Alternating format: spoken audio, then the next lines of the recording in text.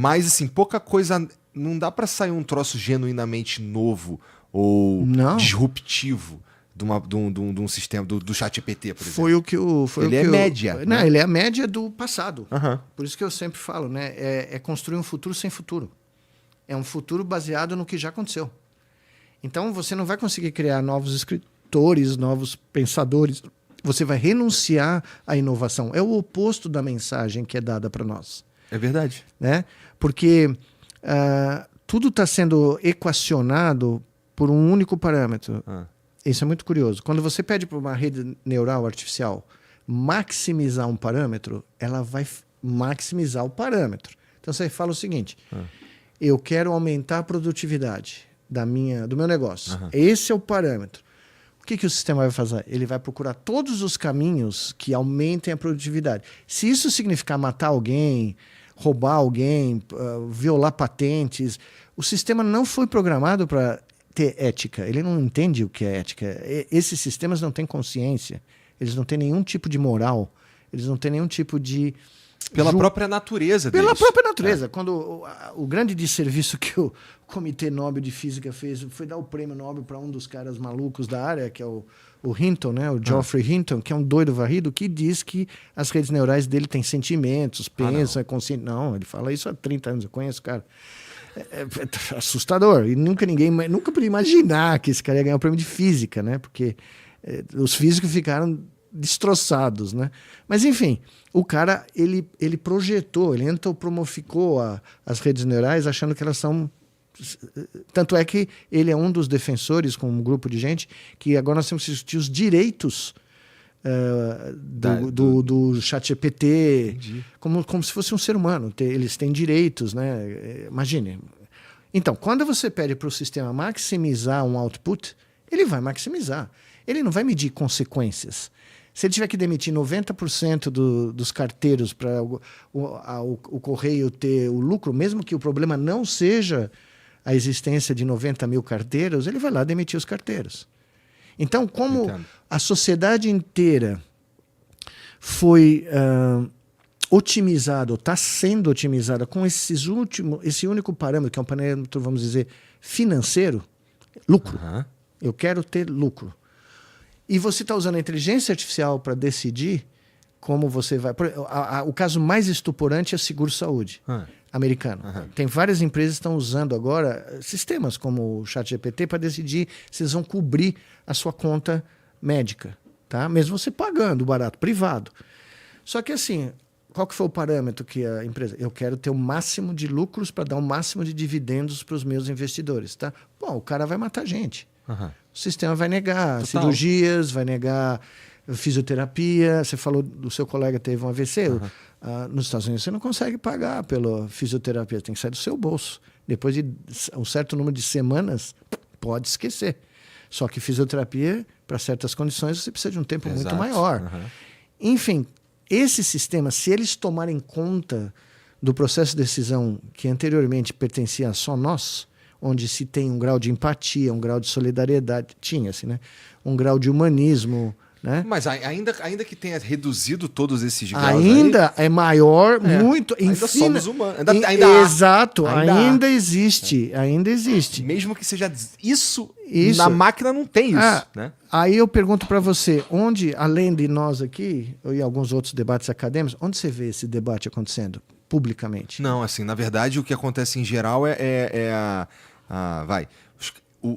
o ChatGPT e as inteligências artificiais, o cara que cria uma imagem, a ferramenta que cria uma imagem ou que cria um vídeo e facilita o teu trabalho, isso aí é endeusado, na verdade. Essa é a solução dos nossos problemas para valer, quando, na verdade, a gente está gerando mesmo a galera que... sem empatia, sem... E eu vou te dar outro dado que ninguém deve ter. Para você rodar esses sistemas, você precisa de centenas de milhares de chips da NVIDIA rodando nesses data centers gigantescos, tá? Cada um desses data centers, hoje em dia, consome eletricidade e água equivalente a uma pequena cidade. Então, tem cidades no Arizona, no Texas, que estão ficando sem água e sem luz. E estão querendo chutar esses caras para fora. Aí saiu ontem um artigo no Guardian mostrando que a Microsoft admitiu em 2023 ter 43% dos seus data centers localizados em áreas onde falta água para a população local. Tá?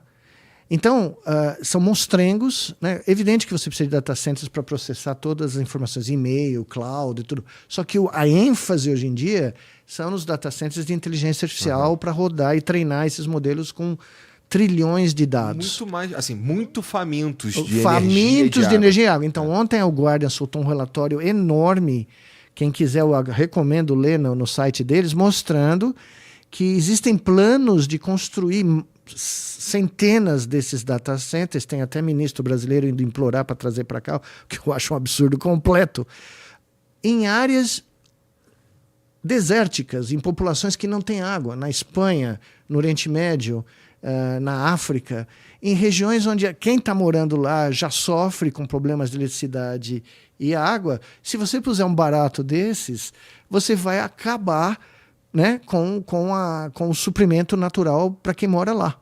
Né? Então é como se fosse uma invasão. É como se fosse um imperialismo digital. Tá? Você não pode mais fazer nos Estados Unidos, né? Porque está tendo resistência.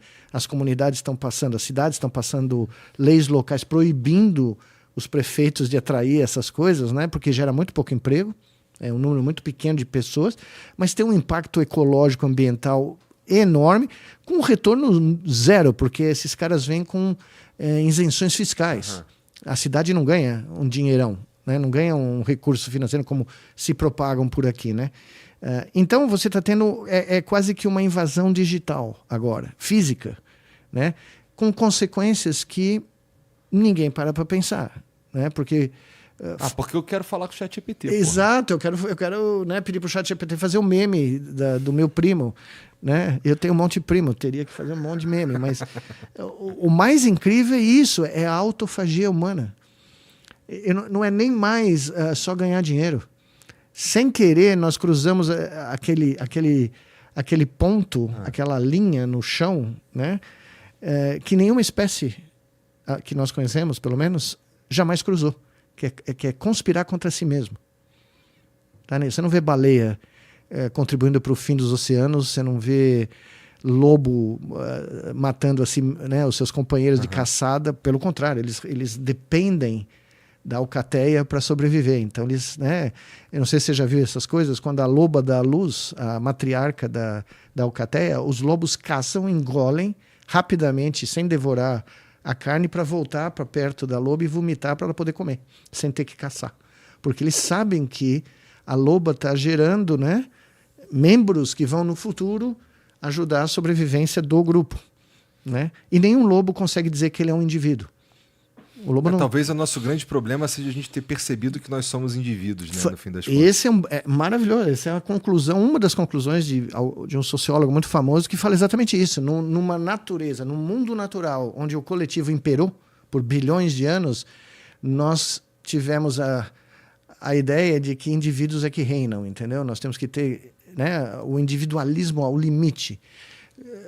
Claro que o tipo de cérebro que nós temos, o tipo de cognição que a evolução gerou, leva a nós nos reconhecemos como indivíduos.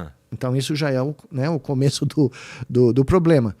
Mas você não precisa levar no limite, né? Você não precisa, porque você traz um data center para uma comunidade. Vamos lá, eu tô da minha cabeça, tá? Você vai no interior da Bahia, no semiárido baiano, e você põe um data center lá, onde já não tem água, onde já tem uma série de problemas ambientais. O que você vai ganhar com isso? Você não vai ganhar. A Bahia não vai ganhar. A cidade não vai ganhar, porque os dados nossos vão lá para os servidores das empresas americanas, da Big Tech. É isso que eles querem. Eles querem os nossos dados. O número de empregos gerados é nada. É uma merreca.